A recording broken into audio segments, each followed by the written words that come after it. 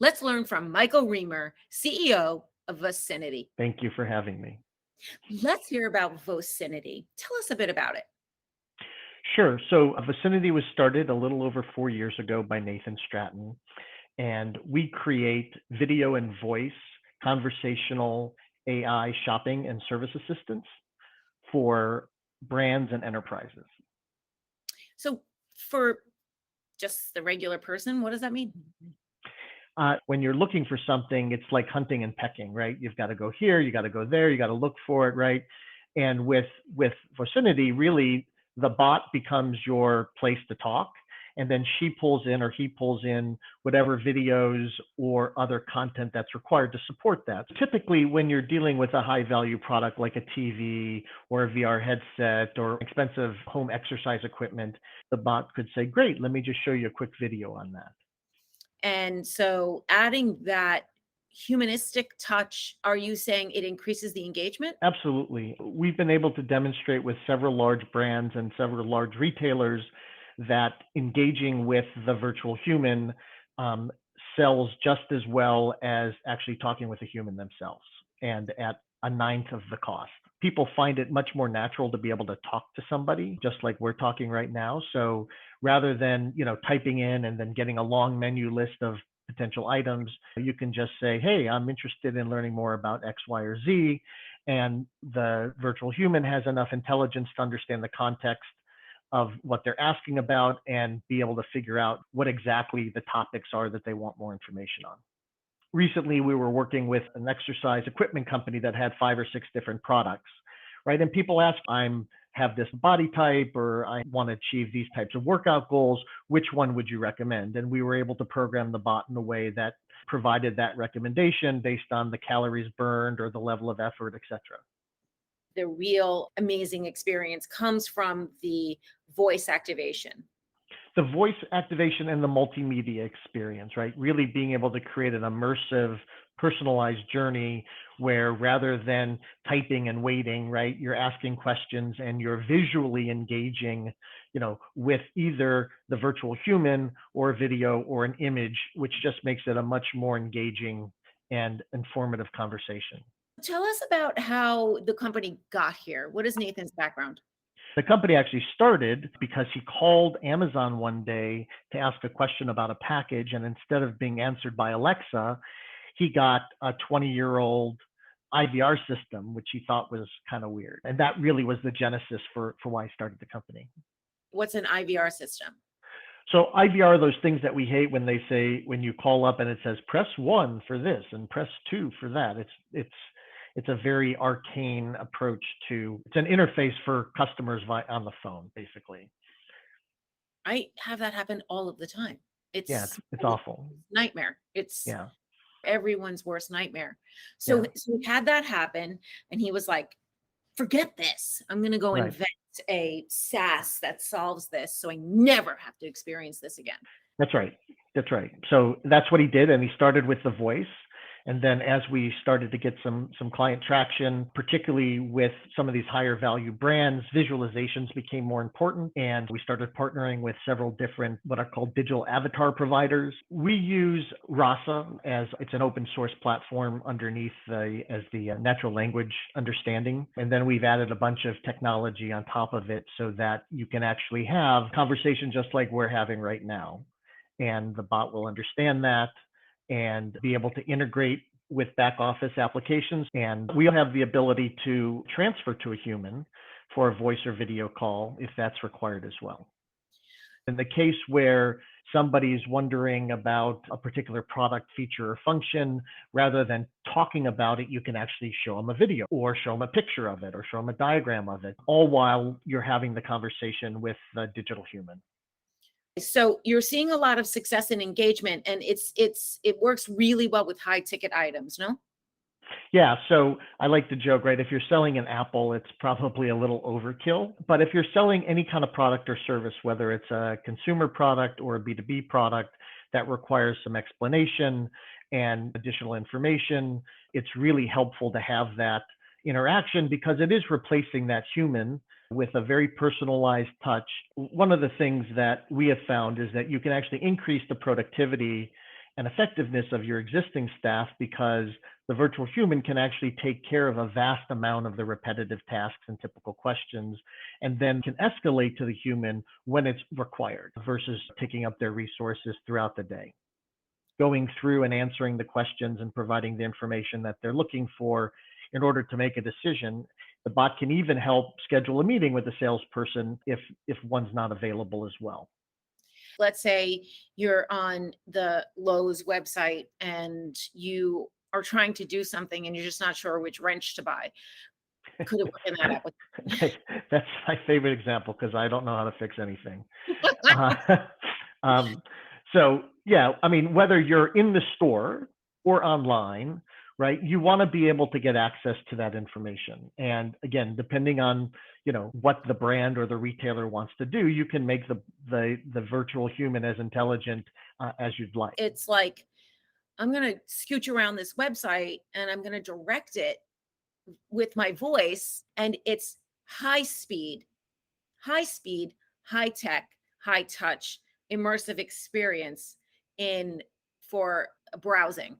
Absolutely. So it's completely real time, just like we're talking today, right? You can interrupt the bot the virtual human when he or she is speaking. You can ask questions, as you pointed out. You can ask to be shown certain things as well. And really, the value add is that most people today are engaging on their mobile devices, and it's really hard to type on those mobile devices quickly. So one of the values that we bring is not only does it work on a mobile device as well as on the web, but you can actually use it in stores as well, just by scanning a QR code that's on any item or merchandise, and actually have the virtual assistant show up on your personal phone and ask any questions that you have, rather than trying to find an associate in the store. And we also have deployed it on a smart sign, where we've built in some special microphones and algorithms for proximity detection. So in other words, I walk up to the lawnmower section and I'm like, ugh, they all look the same. I don't know anything. Right, exactly. And they look the same. Why is this one 200 and that one 800? So there's a QR code on there, and it's a little bit of features and benefits. So everyone wants to be an educated consumer, and there's literally not a human to be found in the chasing after that orange vest or whatever it is. Getting in the line of people that are like, poor person. They're like being accosted the minute they stop with one. They have a line of a next person. We've all been there. So you can then scan, bring up your phone, and now you're like basically having a virtual salesperson speak to you about that one. And then you can do the same and compare, or maybe they actually compare. Maybe you can actually mention another one. Yep. If that's important for that particular implementation, you can recommend a specific product based on the specific requirements of the customer. And as I mentioned before, you can even escalate that. Let's say that there's a specialty person who knows about lawnmowers, but maybe they're not in that store that day. You can still use our technology to talk to the bot, and they can escalate to a voice or a video call, and have, through custom routing rules, get it to the appropriate associate who might be able to help with that transaction. Mm-hmm. I'm visualizing as you're speaking, like I could see anywhere where you need a lot of information. So let's take the beauty industry. It's the same information that they would use to train a sales associate, except the bot never forgets and only gets smarter over time.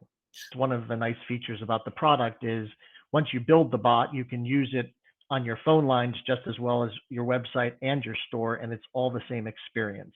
Now, the virtual capabilities are smart enough to know that if you're on the phone, don't ask them about showing them a picture, right? Because that, obviously, doing things like triage is something that, generally speaking, conversational AI is really good at. How about travel? Do you see it being used there?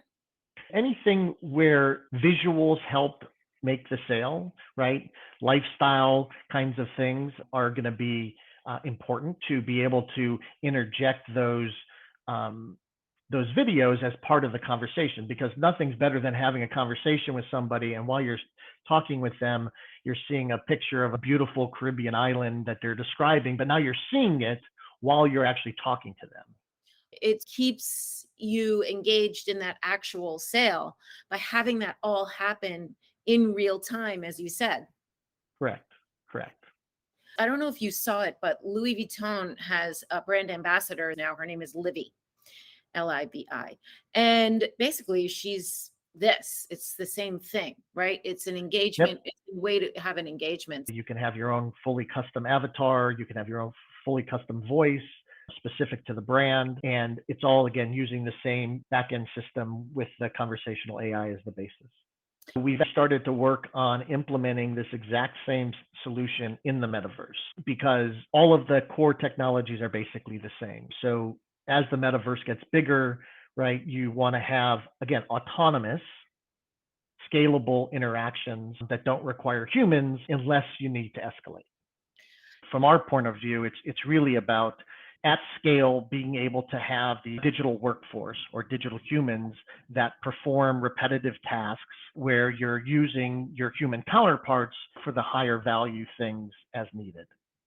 When you're dealing with products that do require an actual sales engagement, right? Those are very people intensive, right? You've got to have somebody pick up the phone, you've got to call somebody, right? So we're actually now having clients who are using our virtual humans as SDRs and actually calling clients or engaging clients, qualifying clients, setting up the appointments for the salespeople. So you don't have to worry about whether you're following up on all your leads because every lead, everybody that touches your website, anybody that calls you, right, can flow into this channel of engagement where the virtual human is really helping be again, digital salesperson or digital SDR to really help the process.